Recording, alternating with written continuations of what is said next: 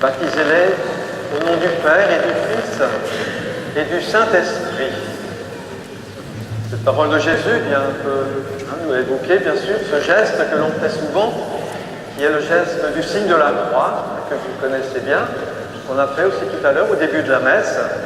Peut-être que ce geste, on le fait bien souvent un peu machinalement, sans penser forcément à tout ce qu'il représente. Dieu, Père, Fils, Esprit Saint, c'est le sens aussi aujourd'hui de la fête de la Trinité qui nous rassemble. Trois noms pour dire Dieu. Peut-être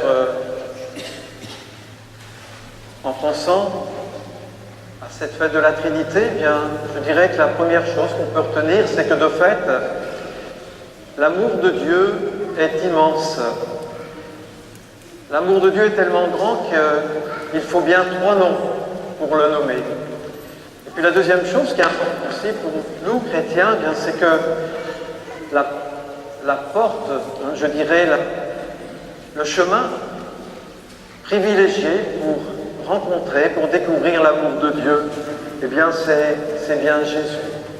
Lui qui a partagé notre vie, lui qui nous fait connaître aussi ce Dieu, Père, qu'il appelle Abba, comme nous disait saint Paul dans la première lecture. Et c'est lui, Jésus, aussi, qui nous a promis l'Esprit Saint, qui nous l'a envoyé pour être avec nous chaque jour. Oui, c'est vrai, on peut dire que Dieu, on n'a jamais fini de le découvrir, et c'est ça, justement, le mystère de la Trinité, comme nous disons. C'est-à-dire qu'on n'a jamais fini de connaître, de découvrir tout l'amour de Dieu et de rencontrer aussi ce Dieu qui vient à notre rencontre. On est tous un petit peu en chemin, et c'est important, bien sûr, aussi de nous entraider les uns les autres, de vivre, comme vous le faites, vous aussi les enfants, en équipe de catéchèse, pour vivre en Église, pour découvrir ce Dieu qui nous aime. Et c'est comme cela, bien que vous avez, vous aussi, cheminé, les enfants. L'autre jour, je vois, quand on s'est retrouvés à Rosé, là, on voit que la catéchèse, ça permet aussi de tisser des liens entre vous, et vous êtes vraiment... je trouve que cette journée qu'on a passée, elle était belle. Il y avait beaucoup de joie aussi à la fin. Ça montre quand on essaye d'apprendre Jésus ensemble, eh bien, on vit aussi quelque chose de cette amitié, de cette joie de Jésus. Et c'est ce qui vous amène aujourd'hui à avoir décidé de communier pour la première fois.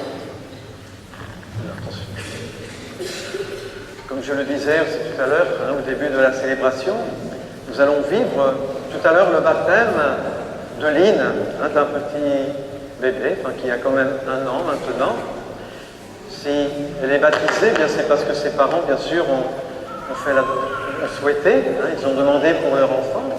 Et c'est aussi bien particulièrement parce que, Elouel, tu es là parmi nous aussi, tu vas faire ta première communion, et puis il se trouve que tu es le grand frère de Lynn, et en plus que tu es son parent. C'est une chance pour nous de vivre ce baptême. Ça nous rappelle d'abord que si vous êtes là, vous aussi, les enfants, et sans doute, la plupart d'entre nous, c'est parce que nous aussi nous sommes baptisés. Et quand vous avez été baptisés, sans doute vous étiez encore tout petits, la plupart d'entre vous, et voilà ce que Lynn va vivre tout à l'heure, bien, vous l'avez vécu vous aussi, parce que vos parents, bien, l'avaient choisi pour vous, et ils ont continué à vous accompagner, c'est pourquoi vous êtes là aujourd'hui. Je dirais, ils ont tenu un peu leur engagement de vous faire connaître Jésus.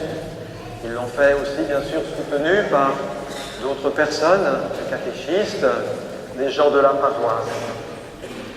Je dirais aussi que ton engagement, Elouen, comme parrain de ta petite sœur, eh bien, nous rappelle aussi que, comme baptisés, nous avons tous aussi une mission à vivre, d'accueillir la parole de Jésus, mais de la vivre aussi et de la faire connaître autour de nous. Voilà, c'est la mission du parrain aussi pour sa filleule. C'est la mission de tous les disciples de Jésus. Et pour être ses disciples, comme pour les apôtres, bien Jésus nous redit ces paroles que vous avez entendues dans l'Évangile. « Je suis avec vous tous les jours jusqu'à la fin du monde. » Cette présence de Jésus dans notre vie, bien Jésus il nous la rappelle à bien des moments, mais tout particulièrement lorsque nous nous retrouvons comme maintenant à la messe. C'est Jésus qui nous rassemble et c'est lui aussi qui, dans cette communion qu'on reçoit, bien c'est lui qui se donne à nous pour être notre force, pour être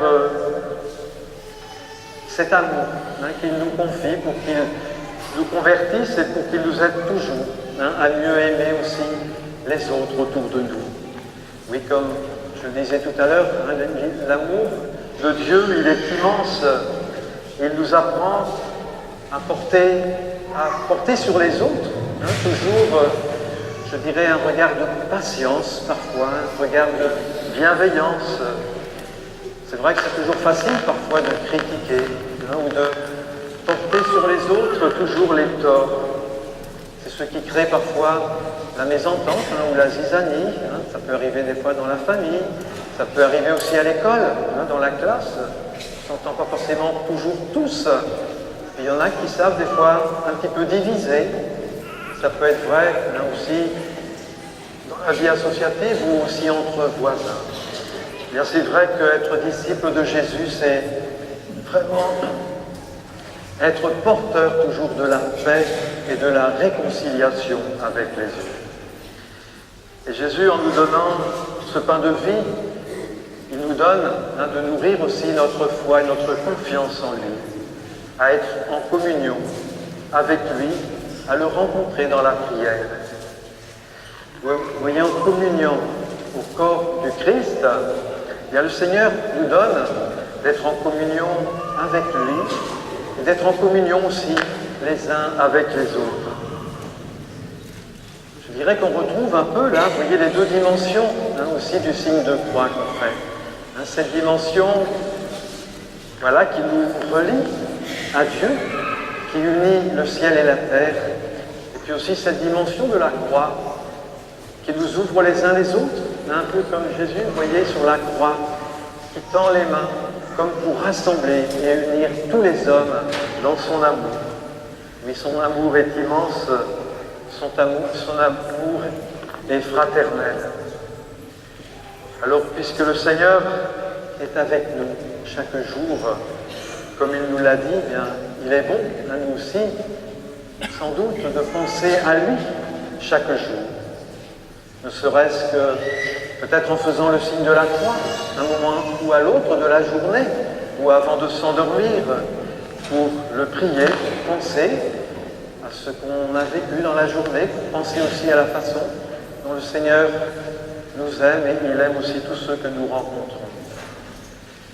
Faire le signe de la croix chaque jour, aussi pour nous rappeler qu'il nous donne rendez-vous régulièrement pour communier à son corps, pour le recevoir à la messe. Et pour vivre, vous savez bien, nous avons besoin de manger tous les jours. Et je dirais que pour vivre aussi dans l'amour du Seigneur, bien on a besoin aussi régulièrement de venir pour recevoir son corps et son sang, pour recevoir la force de son amour. Alors, je souhaite, bien sûr, et je vous encourage, vous aussi, les communions, suite à votre première communion, bien de recevoir régulièrement aussi le corps de Jésus, pour qu'il soit vraiment pour vous, chaque jour, un compagnon de route.